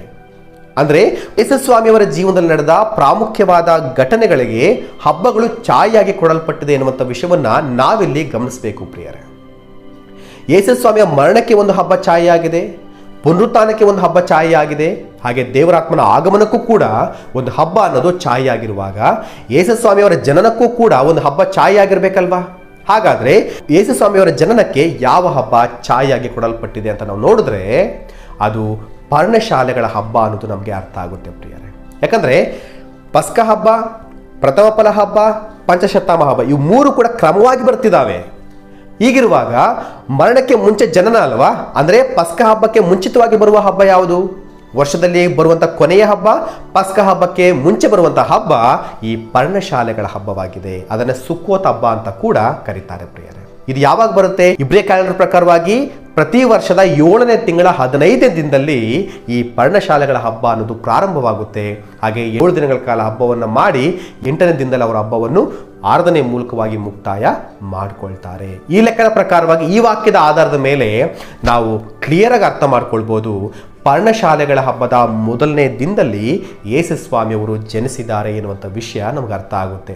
ಅಭಿಯನ ವರ್ಗದವರ ಯಾಜಕ ಸೇವೆಯ ಲೆಕ್ಕಾಚಾರವನ್ನು ಮಾಡಿಕೊಂಡ್ರು ಕೂಡ ಅದು ಬರೋದು 7ನೇ ತಿಂಗಳಾಗಿರುವ ತಿಸ್ರಿ ಮಾಸಕ್ಕೆ. ಹಲ್ಲೆಲೂಯಾ, ದೇವರ ನಾಮಕ್ಕೆ ಮಹಿಮೆ ಉಂಟಾಗಲಿ. ಈ ಪರ್ಣಶಾಲೆಗಳ ಹಬ್ಬವನ್ನು ಯಾಕೆ ಆಚರಣೆ ಮಾಡ್ತಾರೆ ಅನ್ನುವಂಥ ವಿಷಯವನ್ನು ಒಮ್ಮೆ ನಾವು ನೋಡುವುದಾದ್ರೆ ಪ್ರಿಯರೇ, ದೇವರು ಹೇಳ್ತಾರೆ, ಯಾಜಕ ಕಾಂಡ 23ನೇ ಅಧ್ಯಾಯದಲ್ಲಿ ನೋಡುವಾಗ ಹಬ್ಬಗಳ ಕುರಿತಾಗಿ ಒಂದು ವಿವರಣೆಯನ್ನ ದೇವರು ಬರೆಸುವಂತ ಪ್ರಯತ್ನ ಮಾಡಿದ್ದಾರೆ. ಅಂದ್ರೆ ಈ ಪರ್ಣಶಾಲೆಗಳ ಹಬ್ಬವನ್ನು ಯಾಕೆ ಮಾಡ್ತಾ ಇದ್ರು ಅಂದ್ರೆ, ಇಸ್ರಾಯೇಲರ ವಿಮೋಚಕನು, ಆಶ್ರಯದುರ್ಗವು, ಪೋಷಕನೂ ಆಗಿರುವಂತಹ ಯೆಹೋವ ದೇವರನ್ನ ನೆನೆಸಿಕೊಂಡು ದೇವರು ನಮ್ಮನ್ನು ಐಗುಪ್ತದಿಂದ ಬರಮಾಡುವಾಗ ಪರ್ಣಶಾಲೆಗಳಲ್ಲಿ ನಾವು ವಾಸ ಮಾಡುವ ಹಾಗೆ ದೇವರು ಮಾಡಿದ್ರು ಎಂಬುದಾಗಿ ನೆನೆಸ್ಕೊಳ್ತಾ ಈ ಹಬ್ಬವನ್ನ ಸಂಭ್ರಮದಿಂದ ಸಡಗರದಿಂದ ಮಾಡಬೇಕು ಎನ್ನುವಂಥ ವಿಷಯವನ್ನ ನಾವು ನೋಡ್ತೇವೆ ಪ್ರಿಯರೇ. ಅಂದರೆ ಸಂಭ್ರಮದಿಂದ ಸಡಗರದಿಂದ ಮಾಡುವಂಥ ಹಬ್ಬ. ಯೇಸು ಸ್ವಾಮಿಯವರ ಜನನ ಕೂಡ ಅದು ಲೋಕಕ್ಕೆ ಸಂತೋಷವನ್ನು ತಂದಂಥ ಹಬ್ಬ ಅಲ್ವಾ? ಮನುಷ್ಯರಲ್ಲಿ ಸಮಾಧಾನ ಉಂಟು ಮಾಡಿದ ಹಬ್ಬ ಅಲ್ವಾ? ಹಾಗಾಗಿ ಈ ಅಭಿಯನ ವರ್ಗದ ಯಾಜಕರ ಲೆಕ್ಕಾಚಾರದಲ್ಲಿ ತೆಗೆದುಕೊಂಡ್ರು, ಹಾಗೆ ಈ ಹಬ್ಬಗಳು ಯೇಸು ಸ್ವಾಮಿಯವರಿಗೆ ಛಾಯೆಯಾಗಿದೆ ಎಂಬುದು ವಿಷಯ ತೆಗೆದುಕೊಂಡ್ರು ಕೂಡ ನಮ್ಗೆ ಅರ್ಥ ಆಗೋದು ಇಬ್ರಿಯ ಕ್ಯಾಲೆಂಡರ್ ಪ್ರಕಾರವಾಗಿ 7ನೇ ತಿಂಗಳ 15ನೇ ದಿನವಾಗಿರುವ ಪರ್ಣಶಾಲೆಗಳ ಹಬ್ಬದ ಮೊದಲನೇ ದಿನದಲ್ಲಿ ಯೇಸು ಸ್ವಾಮಿಯವರು ಜನಿಸಿದ್ದಾರೆ ಎನ್ನುವಂಥ ವಿಷಯ ನಮಗಿಲ್ಲಿ ಸ್ಪಷ್ಟವಾಗಿ ಅರ್ಥ ಆಗುತ್ತೆ ಪ್ರಿಯರೇ. ನೀವಿಲ್ಲಿ ನನ್ನನ್ನು ಒಂದು ಪ್ರಶ್ನೆ ಮಾಡ್ಬೋದು ಪ್ರಿಯರೇ, ಏನಂದರೆ ಪ್ರತಿ ವರ್ಗದ ಯಾಜಕರು ವರ್ಷದಲ್ಲಿ 2 ಬಾರಿ ಸೇವೆಯನ್ನು ಮಾಡಬೇಕಲ್ವಾ? 2 ಬಾರಿ ಸೇವೆಯನ್ನು ಸಲ್ಲಿಸಬೇಕಲ್ವಾ? ಈ ಜಕರಿಯರವರು 2ನೇ ಸಾರಿ ಅಲ್ಲಿ ಸೇವೆಯನ್ನು ಸಲ್ಲಿಸ್ತಾ ಇರ್ಬೋದಲ್ವಾ? ಅದನ್ನು ಲೆಕ್ಕಾಚಾರ ಮಾಡಬೇಕಲ್ವಾ? ಆ ರೀತಿ ಲೆಕ್ಕಾಚಾರ ಮಾಡುವಾಗ ಅದು ಯಾವ ತಿಂಗಳಿಗೆ ಬರುತ್ತೆ? ಅದನ್ನು ಯಾಕೆ ನಾವು ಯೇಸು ಸ್ವಾಮಿಯವರ ಜನ್ಮದಿನ ತೆಗೆದುಕೊಳ್ಳಬಾರ್ದು ಎಂಬುದಾಗಿ ನೀವು ನನ್ನನ್ನು ಪ್ರಶ್ನೆ ಮಾಡ್ಬೋದು ಪ್ರಿಯರೇ. ಬನ್ನಿ ಅದನ್ನು ಕೂಡ ಲೆಕ್ಕಾಚಾರ ಮಾಡೋಣ. ಯಾಕಂದರೆ ಒಂದೇ ಕಡೆ ನೋಡ್ತಾ ಅದು ನಾವು ರೈಟ್ ಅಂತ ಯಾವತ್ತೂ ಕೂಡ ಯೋಚನೆ ಮಾಡಬಾರ್ದು. ಇನ್ನೊಂದು ಕಡೆ ಕೂಡ ನೋಡಬೇಕು, ಅದನ್ನು ಕೂಡ ಪರಿಶೋಧನೆ ಮಾಡಿ ಅವೆರಡರನ್ನ ಹೋಲಿಕೆ ಮಾಡಿ ಸತ್ಯವನ್ನು ಆಯ್ಕೆ ಮಾಡಿಕೊಳ್ಳುವ ಪ್ರಯತ್ನವನ್ನು ಮಾಡಬೇಕು ನಾವು. ಬನ್ನಿ ಅದನ್ನು ಕೂಡ ಲೆಕ್ಕಾಚಾರ ಮಾಡುವ ಪ್ರಯತ್ನ ಮಾಡೋಣ. ಈಗ ಅಭಿಯನ ವರ್ಗದ ಯಾಜಕರು ಎಷ್ಟನೇ ವಾರದಲ್ಲಿ ಬಂದು ಮೊದಲನೇ ವಾರಕ್ಕೆ ಸೇವೆಯನ್ನು ಸಲ್ಲಿಸ್ತಾ ಇದ್ರು ಅಂದರೆ 10ನೇ ವಾರದಲ್ಲಿ ಸೇವೆಯನ್ನು ಸಲ್ಲಿಸ್ತಾ ಇದ್ರು. ಈಗ 10ನೇ ವಾರದಲ್ಲಿ ಸೇವೆಯನ್ನು ಸಲ್ಲಿಸಿದ್ರೆ ಮತ್ತೆ ಟರ್ಮ್ ಬರೋದು 24ನೇ ವಾರದಲ್ಲಿ ಬರುತ್ತೆ. ಅದರ ಅರ್ಥ ಏನು? 10ನೇ ವಾರ ಪ್ಲಸ್ 24ನೇ ವಾರ, ಅಲ್ಲಿಗೆ 34ನೇ ವಾರ ಆಗುತ್ತೆ. ಮಧ್ಯದಲ್ಲಿ ಒಂದು ಹಬ್ಬ ಕೂಡ ಬರುತ್ತೆ. ಯಾವುದು? ಪರ್ಣಶಾಲೆಗಳ ಹಬ್ಬ ಅನ್ನೋದು ಬರುತ್ತೆ. 34 ಪ್ಲಸ್ ಈ ಒಂದು ಹಬ್ಬದ ಒಂದು ವಾರ, ಆ ಒಂದು ವಾರಲ್ಲಿ ಸೇರಿಸ್ಕೊಂಡ್ರೆ 35ನೇ ವಾರ ಬರುತ್ತೆ. ಅಂದ್ರೆ 2ನೇ ಬಾರಿಗೆ ಈ ಅಭಿಯನ ವರ್ಗದವರು ಯಾವಾಗ ಬಂದು ಸೇವೆ ಮಾಡ್ತಿದ್ರು ಅಂತ ಹೇಳಿದ್ರೆ 35ನೇ ವಾರದಲ್ಲಿ ಬಂದು ದೇವಾಲಯದಲ್ಲಿ ಸೇವೆಯನ್ನ ಮಾಡ್ತಾ ಇದ್ರು. ಇದು ಯಾವಾಗ ಬರುತ್ತಂದ್ರೆ ಇಬ್ರಿಯ ಕ್ಯಾಲೆಂಡರ್ ಪ್ರಕಾರವಾಗಿ 9ನೇ ತಿಂಗಳಾಗಿರುವ ಕಿಸ್ಲೇವ್ ಮಾಸದ 2ನೇ ವಾರ ಅಥವಾ 3ನೇ ವಾರಕ್ಕೆ ಬರುತ್ತೆ. ಅಂದ್ರೆ 9ನೇ ತಿಂಗಳಾಗಿರುವ ಕಿಸ್ಲೇವ್ ಮಾಸದ 2ನೇ ವಾರ ಅಥವಾ 3ನೇ ವಾರದಲ್ಲಿ ಈ ಜಕರಿಯ 2ನೇ ಬಾರಿಗೆ ದೇವಾಲಯದಲ್ಲಿ ಹೋಗಿ ಸೇವೆಯನ್ನ ಸಲ್ಲಿಸ್ತಾ ಎಂಬುವಂಥ ವಿಷಯ ನಮಗೆ ಅರ್ಥ ಆಗುತ್ತೆ. ಈಗ ಜಕರಿಯರವರು 9ನೇ ತಿಂಗಳ 2ನೇ ವಾರದಲ್ಲಿ ಅವರು 2ನೇ ವಾರದಲ್ಲಿ ಸೇವೆಯನ್ನು ಸಲ್ಲಿಸಿದ್ರೆ 3ನೇ ವಾರದಲ್ಲಿ ಅವ್ರು ಏನು ಮಾಡ್ತಾರೆ? ಮನೆಗೆ ಬರುವಂಥ ಪ್ರಯತ್ನ ಮಾಡ್ತಾರೆ. 3ನೇ ವಾರ ಅಥವಾ 4ನೇ ವಾರದಲ್ಲಿ ಎಲಿಜಬೆತ್ ಅಮ್ಮನವರು ಗರ್ಭವನ್ನು ಧರಿಸಿರ್ತಾರೆ. ಅಲ್ಲಿಂದ 6 ತಿಂಗಳು ಲೆಕ್ಕಾಚಾರ ಮಾಡಿದ್ರೆ ಎಲ್ಲಿಗೆ ಬರುತ್ತೆ? 9ನೇ ತಿಂಗಳು ಬಿಟ್ಟರೆ 10ನೇ ತಿಂಗಳು, 11ನೇ ತಿಂಗಳು, 12ನೇ ತಿಂಗಳು, 1, 2, 3. ಅಂದರೆ ಇಬ್ರಿಯ ಕ್ಯಾಲೆಂಡರ್ ಪ್ರಕಾರವಾಗಿ 3ನೇ ತಿಂಗಳಾಗಿರುವ ಶಿವಾನ್ ತಿಂಗಳಿಗೆ ಎಲಿಜಬೆತ್ ಅಮ್ಮನವರು 6 ತಿಂಗಳ ಗರ್ಭವತಿಯಾಗಿ ಇರ್ತಾರೆ. ಎಲಿಜಬೆತ್ ಅಮ್ಮನವರಿಗೆ 6 ತಿಂಗಳಾಗಿದ್ದಾಗಲೇ ಅಲ್ವಾ ಮರಿಯಮ್ಮನವರಿಗೆ ದೇವದೂತ ಕಾಣಿಸಿಕೊಂಡು ಯೇಸು ಸ್ವಾಮಿಯವರ ಜನನದ ಕುರಿತಾಗಿ ಮುಂತಿಳಿಸಿದ್ದು, ಹಾಗೆ ಮರಿಯಮ್ಮನವರು ಗರ್ಭವತಿಯಾಗಿದ್ದು.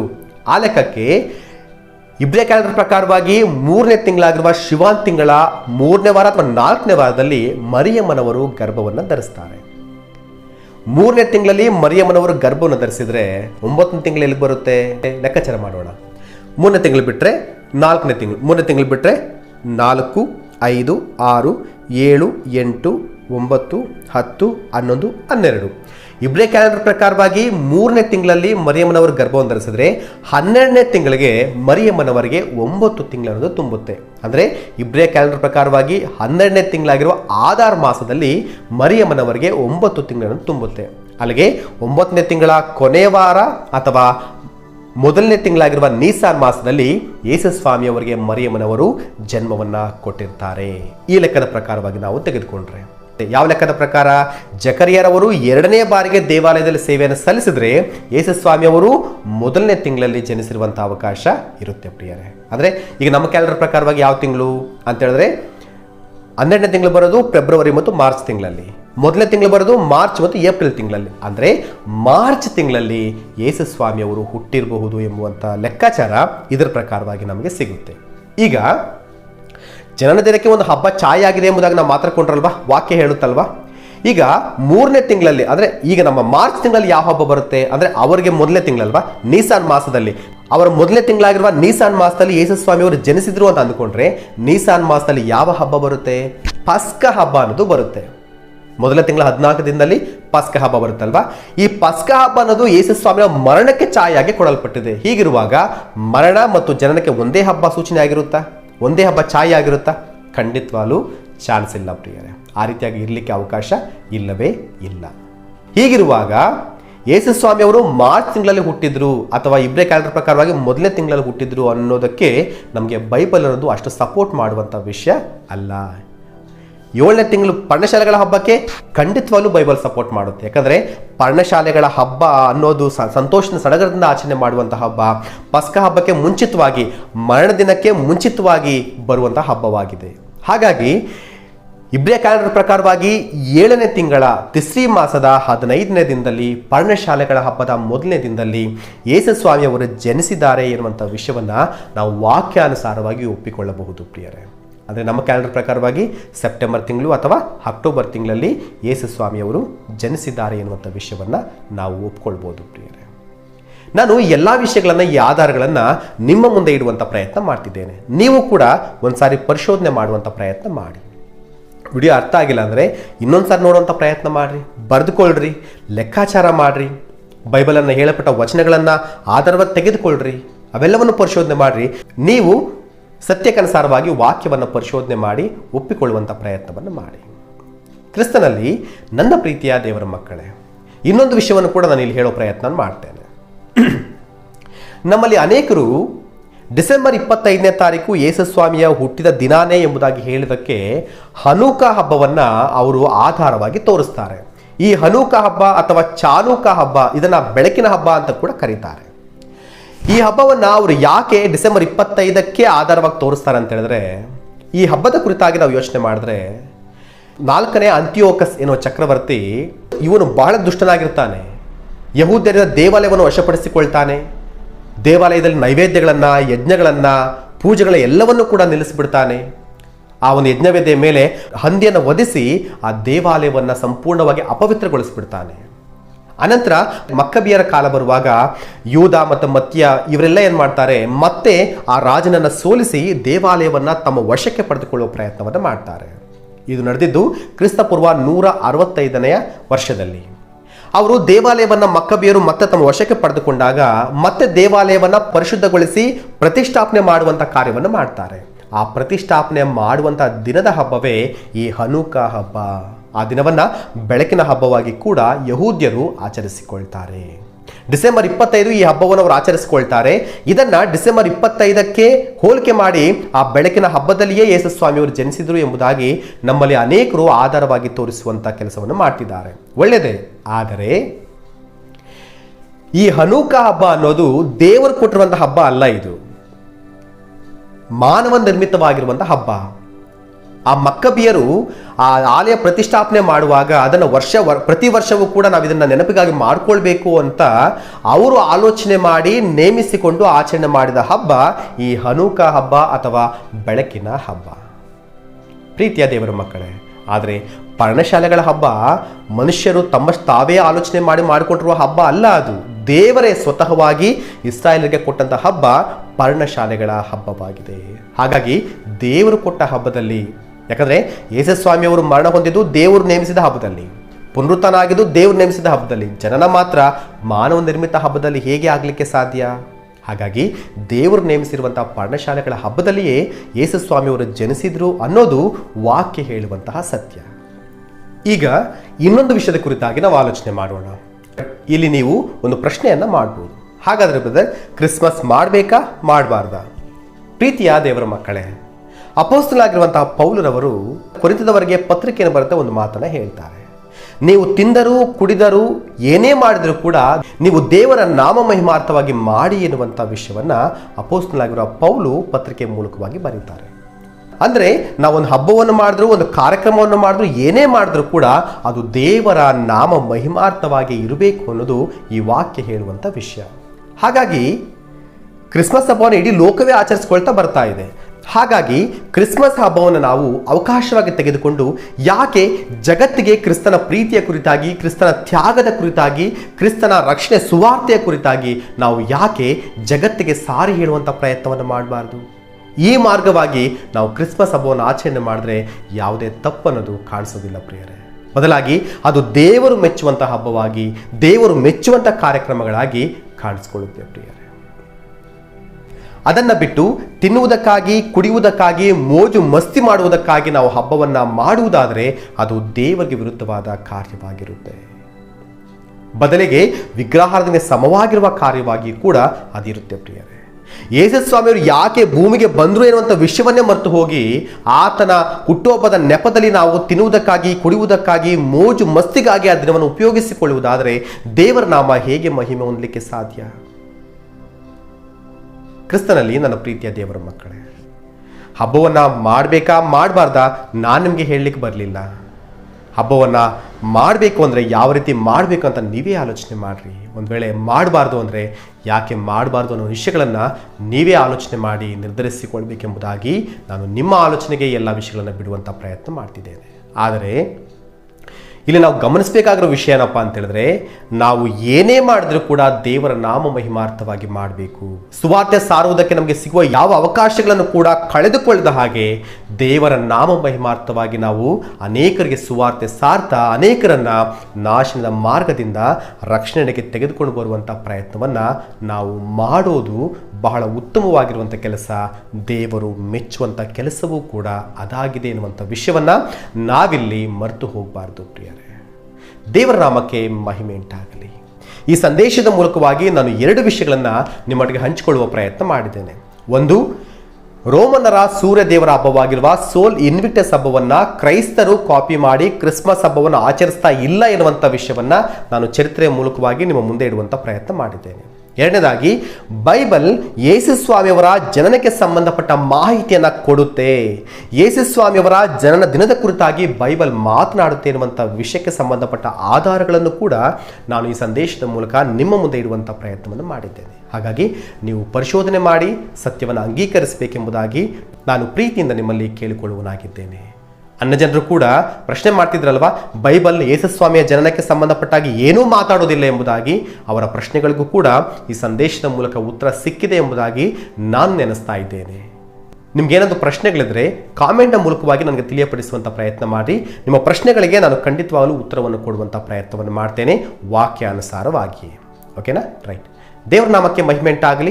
ಈ ಸಂದೇಶದ ಮೂಲಕ ದೇವರು ನಿಮ್ಮೆಲ್ಲರನ್ನು ಕೂಡ ಆಶೀರ್ವದಿಸಿ ಸತ್ಯದ ಜ್ಞಾನವನ್ನು ಅನುಗ್ರಹಿಸಿ ಸಮಾಧಾನಕರವಾಗಿ ನಡೆಸಲಿ ಎಂಬುದಾಗಿ ಹೃದಯ ತುಂಬಿದವನಾಗಿ ನಾನು ಬಯಸುವನಾಗಿದ್ದೇನೆ.